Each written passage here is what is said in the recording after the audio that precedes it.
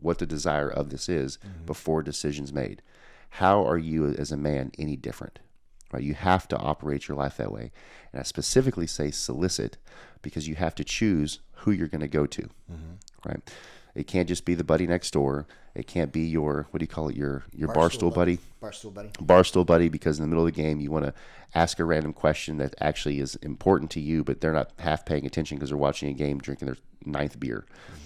So soliciting wise counsel, isn't it? Yeah. Soliciting wise counsel is to seek the input from the people that have what you say you want.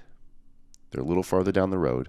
They have fruit in their life in this area, and seeking them with a question, not to decide for you, because that's got to come from you, but to seek how they might show up or where they may go with the current opportunity. It's good. Yeah, wisdom. I love the next one. If you're married.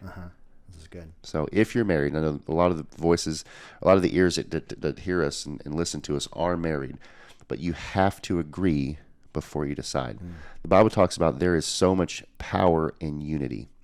And one of the greatest practice areas, one of the greatest anvils for this life lesson, this life template, is in our marriage. And so I have an individual in my life right now that I spend time with in coaching, and he makes well over $1 million a year, has been doing that for years. He does well for himself, but he's also realized that there's been a cost that he's had to pay in his marriage. There's been a price that he's had to pay in the relationship with his younger children. And so he's at a place he has an urge just to completely walk away. Focus on his family. He's got plenty of cash to do what he wants to do, at least for a while. And he could easily be hired somewhere else, in my opinion.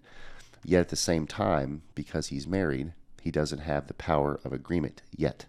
You've got to go and have that dialogue with his wife and make the decision together. So staying there may be the best thing for them, but he can't just follow an urge.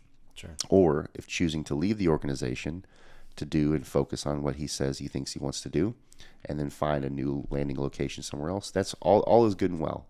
But you don't have power until you have unity, and that comes in agreement. So especially if you're married, you have to have the dialogue in order to get the unity. It's good.